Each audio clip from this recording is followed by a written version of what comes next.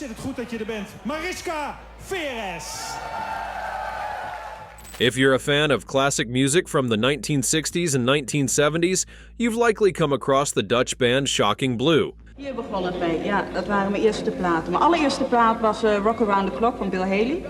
En daarna begon ik gelijk platen van Cliff te kopen en mijn hele kamer hing ook vol. This group showcased their immense talent and left a lasting mark on the music industry, becoming a symbol of the Netterbeat movement. They stand as the most successful Netterbeat band, with their biggest hits gaining international recognition, especially in the United States. Join us as we explore the story of this remarkable band. Origin of the group. This group of artists was best known for their hit song Venus, which topped charts worldwide in 1970, including in the US, where it reached number 1 on the Billboard Hot 100. They became known for their seamless blend of pop, psychedelic rock, and folk music during the late 1960s and early 1970s. Shocking Blue was founded in 1967 by Motion's guitarist Robbie Van Lean. Robbie Van Leeuwen, born on October 29, 1944, is a Dutch musician who served as a guitarist, sitarist, background vocalist, and primary songwriter for several Dutch bands. Before forming Shocking Blue, he co-founded The Motions in 1964 with Rudy Bennett, Henk Smitskamp, and Sieb Warner. The Motions stood out among other bands as the first Netterbeat group to achieve chart success with their first major hit single in 1965. Robbie carried that momentum into forming Shocking Blue, recruiting Fred de Wilde, Klaasje van der Wal, and Cor van der Beek. In 1968, they had a minor hit with Lucy Brown is Back in Town. With de Wilde as lead singer, their sound was described as a cross between the Beatles and the Brothers Four. However, their success took a new turn when de Wilde left in 1968 to join the Dutch Army. That same year, Mariska Veres stepped in as lead vocalist, and her commanding voice and stage presence became defining features of the band's success. Her deep, soulful vocals, combined with Van Leeuwen's memorable guitar riffs, gave Shocking Blue a distinctive sound that set them apart in the rock scene.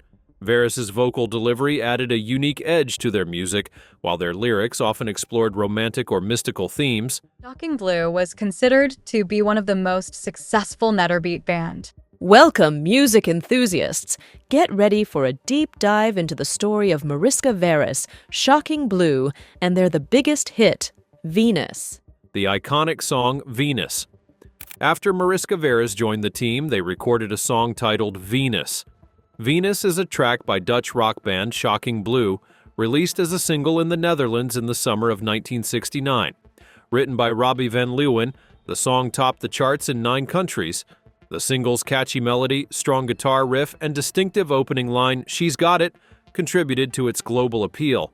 It crossed language and cultural barriers, gaining fans across continents.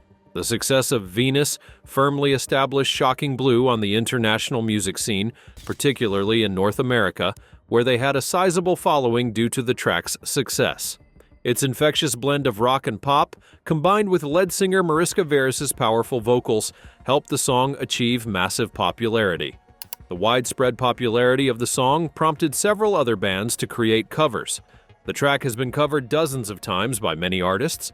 In 1986, English girl group Bananarama covered Venus for their third studio album True Confessions, with the single reaching number 1 in 6 countries. You would be forgiven for assuming that Shocking Blue had risen from the San Francisco psychedelic scene, alongside the likes of Jefferson Airplane or Big Brother and the Holding Company, rather than the historic streets of The Hague. Despite forming halfway across the world, Shocking Blue managed to encapsulate the essence of hippie counterculture better than many of the groups who were deeply entrenched within the scene in America. Venus was issued in the Netherlands on July 14, 1969, as a single backed with Hot Sand on the Pink Elephant label, a label specially created for Shocking Blue by Duraco. The song initially peaked at number 3 on the Dutch Top 40 on July 12, 1969, and remained at that position for a total of 5 weeks. It also reached number 1 in Belgium, France, and Germany. The song had many more achievements that surprised even the band members. Venus reached number 1 on the Billboard Hot 100 on February 7, 1970, the first track by a Dutch band to reach number 1 on that chart. On January 28, 1970, it was certified gold by the Recording Industry Association of America for sales in excess of 1 million copies in the United States. Its success in the United States prompted further interest in other markets around the world in 1970, and it reached number 1, 3 again in the Netherlands, as well as the top 10 in the UK. The popularity of the song also spurred interest in other Dutch groups. Worldwide, the single has sold over 5 million copies. For a Dutch band, achieving such global recognition was rare, especially for a Dutch band breaking into major markets like the United States, where the song reached number 1, was a rare achievement. The band members, particularly guitarist and songwriter Robbie Van Lean, who wrote Venus, were likely thrilled at the song's international success.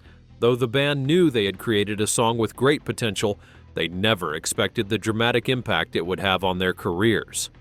Regarded as one of the most beloved songs of the late 1960s and early 1970s, Venus solidified the band's impact on the music scene. Captured on a 2-track machine, Venus debuted in the Netherlands in July 1969. After the iconic song Venus, what happens after a band releases a hit that has been widespread? Like many other bands, the success after a hit song also brought pressure. After Venus became a global hit, the band struggled to replicate its impact with their later songs. Like many bands with a breakout hit, Shocking Blue may have felt the weight of being associated with a single major success despite releasing other quality music. Although they still produced some other songs such as Demon Lover in 1970, Shocking You, Blossom Lady, and Out of Sight, Out of Mind in 1971, Ink Pot, Rockin' the Sea, and Even the Apple in 1972 and Oh Lord in 1973, they failed to make the charts in the US or UK, although they had moderate success in other countries, success in Europe with songs like Mighty Joe and Send Me a Postcard. None of their other tracks matched the global popularity of Venus. This decline in commercial performance put pressure on the band, leading to internal dissatisfaction. Like many bands, Shocking Blue eventually experienced creative disagreements among its surviving members. The band probably also suffered from exhaustion and burnout after years of touring and recording, which are frequent problems musicians face when working nonstop. The mid-1970s saw a change in the trends in music. Newer forms like disco and glam rock were dominating the charts, and the psychedelic and folk rock aspects that had distinguished Shocking Blue's sound were losing their appeal. The band found it increasingly challenging to remain relevant in a shifting music scene as a result of this change. Although they continued to release music, none of their later songs achieved the same level of global recognition. Internal challenges began to arise, and the departure of key members was one of the major internal challenges. Key band members began to leave. Robbie Van Lean, the guitarist and primary songwriter, left the band in 1973. Van Lean had been the creative driving force behind their biggest hits, and his departure significantly impacted the band's ability to produce hit material. Without his songwriting and vision, the band struggled to maintain their original momentum. Mariska Veres also left shortly, which led to the band's disbandment. However, the dissolution of Shocking Blue was finalized in 1974. Although they had a short span of career, despite their success, they left a long-lasting mark in the musical scene. Which failed to make an impact domestically or internationally. Robbie Van Lean, the band's creator and sole songwriter until then, Venus stands out as a classic track on Shocking Blue's At Home LP. Equally catchy and memorable are California, Here I Come and Long and Lonesome Road, along with the captivating Love Buzz. Mariska continued with a solo career. Mariska Veres was invited to join Shocking Blue to replace lead singer Fred DeWild, who had to join the Army in 1968. In 1969/1970, Shocking Blue gained worldwide fame with the hit single Venus. In 1963, Veres started her singing career with the guitar group Les Mystères. Veres sang Summertime and Someone on side one of the band's 1964 EP. Record club Platin Club Utrecht reissued the EP in 2010, Pilut 009. She sang as a vocalist in 1965 for the Bumblebees, General 4, Danny and His Favorites, and the Blue Fighters. She performed organ and sang with the Motowns later in 1966. While Veres was Shocking Blue's iconic lead vocalist, her deep, powerful voice and striking appearance set her apart, giving the band a unique sound and image. Prior to Vera's joining, Shocking Blue had some success in the Dutch music scene, but her addition was a turning point. Her commanding stage presence, combined with her distinctive contralto vocals, helped propel the band to international fame. During her time with the band, Veras became the face of Shocking Blue, and her image, often compared to that of a rock goddess, was central to their branding. The band's musical style, a blend of rock, folk, and psychedelic influences, was complemented by her distinctive voice, which brought emotional depth to their songs. Following the dissolution of Shocking Blue on June 1, 1974, Veras pursued a solo career. Her 1975 single Take Me High and the following year's Lovin' You were mostly well-liked in Germany, the Netherlands, and Belgium. In addition, she recorded the singles Too Young in 1978, Tell It Like It Is in 1975, and a rendition of Dusty Springfield's Little by Little in 1976. Veras was still practically successful with her solo career, same with the creativity and voice she delivered in Shocking Blue. Later on, Veras started the jazz group called the Shocking Jazz Quintet in 1993 and recorded an album titled Shocking You with pop songs from the 1960s and 1970s, now in a jazz version. From 1993 to 2006, she performed in yet another reincarnation of Shocking Blue and also recorded an album with Andrei Serban in 2003 named Gypsy Heart, going back to her Romany roots. Mariska began her career as a singer in 1963 with the guitar band Les Mystères. After the breakup of Shocking Blue on June 1, 1974, Mariska Veras ventured into a solo career. Life of Robbie Van Leeuwen. After Shocking Blue, Robbie Van Leeuwen is known as the founding member and primary creative force behind the rock band Shocking Blue. Van Leeuwen's guitar riffs and melodies were integral to the band's music, and his talent for creating catchy, memorable tunes was one of the driving forces behind Shocking Blue's global success. Besides Venus, he also wrote other notable songs for the band, such as Love Buzz, Send Me a Postcard, and Mighty Joe. However, he broke away from Shocking Blue in 1974 and went on to release the hit song Long Hot Summer with his new group Galaxy Lynn. The band he founded and served as principal composer put out two albums, Galaxy Lynn in 1974 and G in 1975. Rudy Bennett was the singer. Van Leeuwen had previously worked with him in a different band, The Motions. In 1976, Galaxy Lynn dissolved. In 1977, Van Leeuwen and Rick van der Linden established Mistral. Jamie, Starship 109, and Neon City were the three hits this trio scored during this time. The synthesizer served as the primary instrument. In 1980, the group released three more singles, although they did not enjoy the same level of success as the earlier ones. He put out two additional songs under the Cat's Eye moniker in 1984.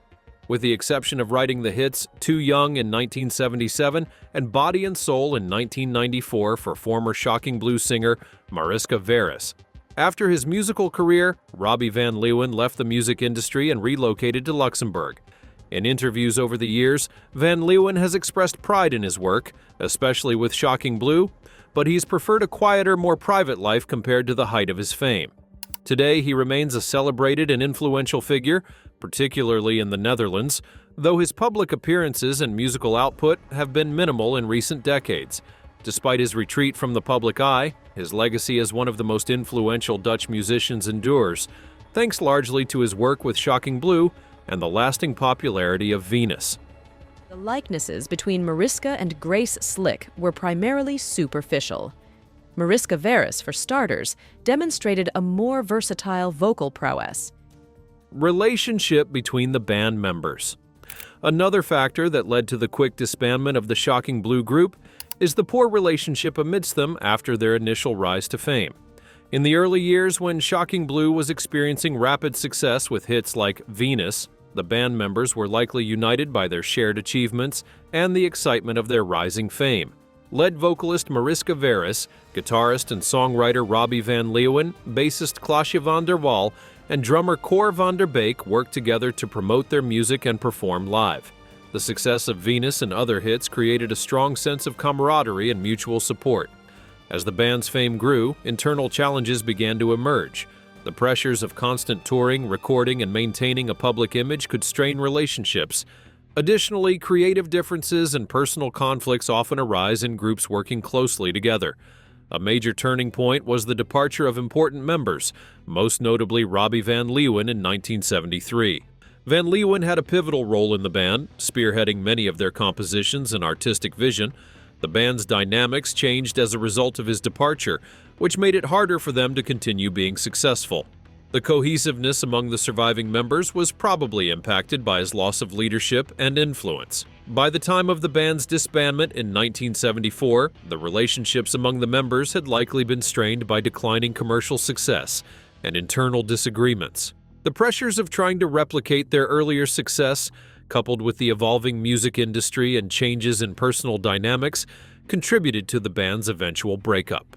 The band members' relationships were shaped by nostalgia and a desire to rekindle their previous achievements during their sporadic reunions in the years after their breakup. Because they offered a chance to commemorate their past and relive their musical accomplishments, these reunions frequently had a happy vibe. The small number of these get-togethers, however, indicates that despite the members' appreciation of one another's contributions, the difficulties of their previous relationships persisted. All things considered, even though Shocking Blue went through times of intense cooperation and encouragement from one another, their relationships were also prone to the usual stresses that bands encounter while juggling internal dynamics, success, and changing circumstances. Reunion of Shocking Blue. Shocking Blue came back together for a short while in 1984, hoping to rekindle some of their previous popularity from the late 1960s and early 1970s. Their iconic song, Venus, which has been influencing a new generation of listeners and remained a mainstay of classic rock stations, was the driving force behind this reunion. The band's comeback was made possible by the music industry's resurgence of interest in nostalgic performers from bygone eras. During the reunion, the band reassembled with some of its original members, including lead singer Mariska Veres, whose powerful voice remained a key attraction. The reunion included live performances and the release of a compilation album intended to reintroduce their music to both old fans and new audiences. Despite the excitement surrounding their return, the band faced challenges in the evolving music landscape of the 1980s, which had shifted toward new genres like pop, synth-driven music, and emerging rock styles. Although the reunion brought some attention to their past hits and reignited interest in Shocking Blue, it did not lead to significant new commercial success. Their efforts to recreate the magic of their earlier years were met with nostalgia but failed to produce any chart-topping songs or albums. Nonetheless, the reunion reaffirmed the band's legacy, particularly the lasting influence of Venus. In 1984, the group made another attempt at a return, and in 1986, they issued a new single titled The Jury and the Judge, with the song I Am Hanging On to Love as the B-side. The song Body and Soul was released in 1994. Mariska Veres remained the focal point of the group, continuing to embody the sound and spirit of Shocking Blue. After the brief reunion, the band members went their separate ways once again, but the reunion served as a reminder of their contributions to rock music and helped solidify their place in music history. Although she made a good reputation in her musical career, she wasn't given the chance to live that long to break more grounds in the music industry. Mariska Veres passed away on December 2, 2006, at the age of 59 due to cancer. Specifically, she was diagnosed with gallbladder cancer, which led to her death. Veres had largely stepped out of the public spotlight in her later years, but continued to perform occasionally, both as a solo artist and in tribute to her time with Shocking Blue. Her death marked the loss of one of rock music's most distinctive female voices. Throughout her career, Mariska Veres had been known for her striking vocal power and iconic stage presence, qualities that were immortalized in hits like Venus. Even after her passing, her legacy as a pioneering female figure in rock music continues to endure. The band made another brief comeback in 1984, participating in a one-night-only event at a Back to the 60s festival in Den Bosch, alongside surviving members of Q65, The Shoes, and other Hague groups.